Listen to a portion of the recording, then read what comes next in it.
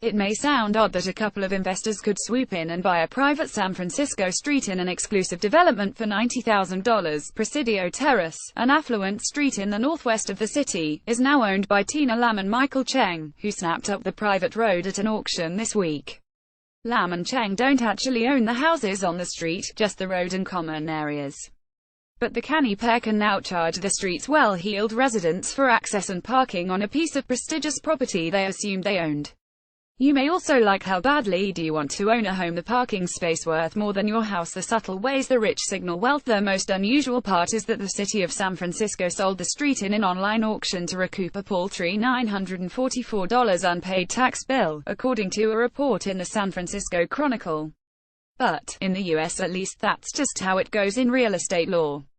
The answer goes back centuries and is a very American approach to an age-old question of the role of government. There's a variety of ways that property law is odder than what you might think, says Andres Sawicki, associate professor at the University of Miami School of Law. But how could the common areas in a street where homes sell for millions go for a relatively small sum? More to the point, how could it be sold at all? The answer goes back centuries and is a very American approach to an age-old question of the role of government. Cobblestones for sale. 2 decades before Americans dreamed up an idea for independence from Britain, Joseph Bassett walked into City Hall in New Haven, Connecticut, with what might sound like a terrible idea for the city. Bassett, in 1751, gave his city a fairly worthless strip of old highway he was about to inherit from his father. In exchange, the city awarded him a main thoroughfare in the middle of town. The exchange was common in colonial America, where cash-strapped cities often didn't have the money to maintain infrastructure. So they sold off or traded streets for other land to developers who could improve the roads and make money by charging residents to use them. The trade in streets has been prevalent in the U.S. for a long time. Molly Brady. There's always been a very vibrant trade in streets, says Molly Brady, associate professor of law at the University of Virginia. It has actually been quite prevalent in the U.S. for a long time. Brady came across the Bassett example while researching another recent sale of a public street.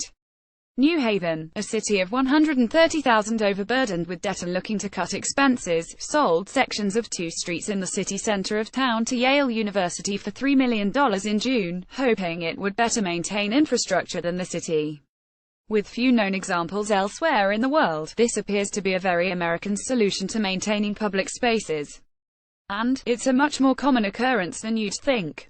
In June, the city of Houston, Texas, sold $2 million in streets to private companies to help with its budget deficit. Atlanta, Georgia, also plans to hand public streets to a developer. In response to new lenient state gun laws, business owners in a part of Kansas City, Missouri, have proposed making streets private so that they could forbid customers from carrying guns. And President Trump has proposed taking an even bigger step, privatizing entire roads, highways, and bridges. The practice is likely to become even more common, as cash-strapped towns look for ways to raise money. The practice is likely to become more common as cash-strapped towns, especially in America's economically challenged heartland, look for ways to raise money.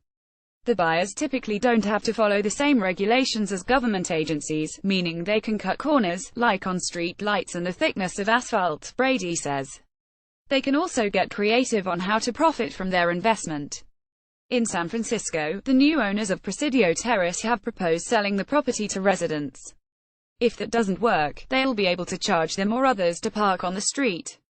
In a city where the median home goes for $1.5 million and parking is at a premium, Brady says that's not uncommon.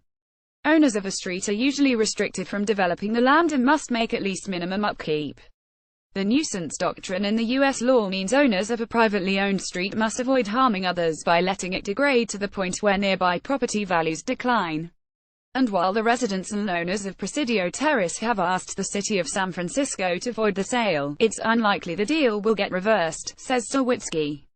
How did it happen? The city had been sending tax notices since the 1980s to the address it had on file, but residents say they never saw any bills, according to the San Francisco Chronicle. That's all the city is obliged to do. Under U.S. law, it's up to the property owners to inform the city where bills should be sent and to make sure they're paid. Roads and kingdoms. It's an unusual niche, yet investors are increasingly snapping up roads and sometimes even entire towns as long-term investments, says Andrew Feldman, a property broker with Triple Mint in New York City. In 2012, the self-styled tiniest town in the U.S., Beaufort, Wyoming, sold to a Vietnamese investor for $900,000. A couple in 2010 bought the tiny town of Waconda, in Washington state, for $360,000. And a company spent $5 million for the town of Nipton, California, in the hopes of turning it into a center for marijuana production. An investment in an entire city or just individual streets typically pays off if there's a clear way to cash in, Feldman says. For example, they could build a factory that will sit at the end of the roadway they just purchased, or simply set up a toll booth and charge anyone who might live on the other end. There is an opportunity out there when dealing with a town that has made bad decisions, Feldman says. There are towns across the U.S. ready for people to come in and bring money and buy up streets, or even the entire city. To comment on this story or anything else you have seen on BBC Capital, please head over to our Facebook page or message us on Twitter.